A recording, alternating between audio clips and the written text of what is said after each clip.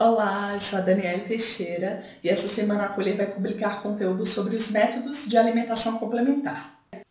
Hoje eu vou falar um pouco para vocês sobre as recomendações gerais do Ministério da Saúde e da Sociedade Brasileira de Pediatria para a introdução alimentar. O momento da introdução alimentar é um momento cheio de dúvidas e ele vai ser diferente para cada família, porque existem diferentes métodos e diferentes estratégias para cada detalhe. E tudo vai depender do profissional que te acompanha e das orientações e condutas que você e sua família queiram adotar para esse momento. Mas afinal, o que é a alimentação complementar? A alimentação complementar é exatamente o que o nome diz. Tem como objetivo complementar o aleitamento materno, ou seja, vai oferecer nutrientes e calorias a mais, além do que o leite materno já oferece para o seu bebê. A introdução complementar deve ser feita em torno dos 6 meses para os bebês com aleitamento materno exclusivo e em torno dos 4 meses para os bebês que complementam o aleitamento com fórmulas infantis. Porque aos 6 meses a criança já possui maturidade fisiológica e neurológica para receber os alimentos semissólidos, que é como o Ministério da Saúde recomenda essa oferta.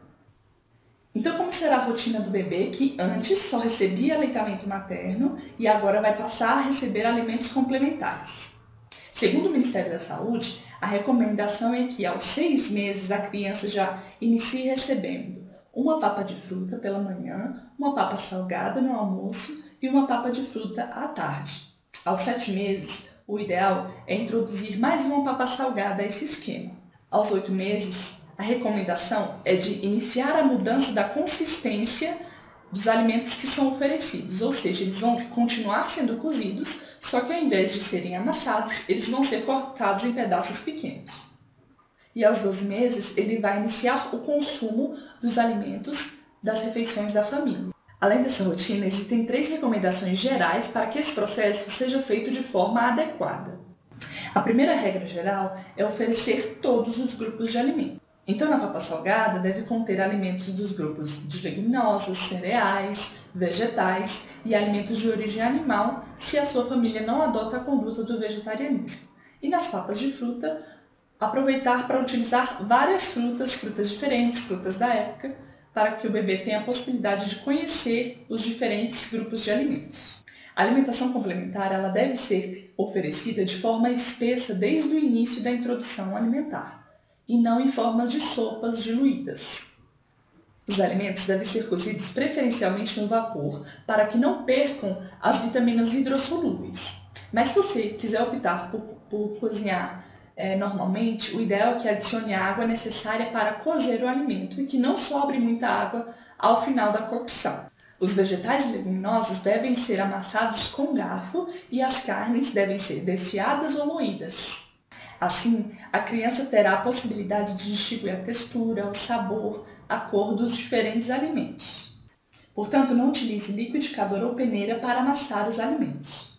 A consistência ideal dos alimentos sem acréscimo excessivo de água no cozimento ou no preparo vai garantir o aporte adequado de calorias e nutrientes, vai proporcionar que o bebê tenha estimulação da musculatura facial e do reflexo de mastigação. A terceira regra geral é que os alimentos sejam oferecidos de forma separada.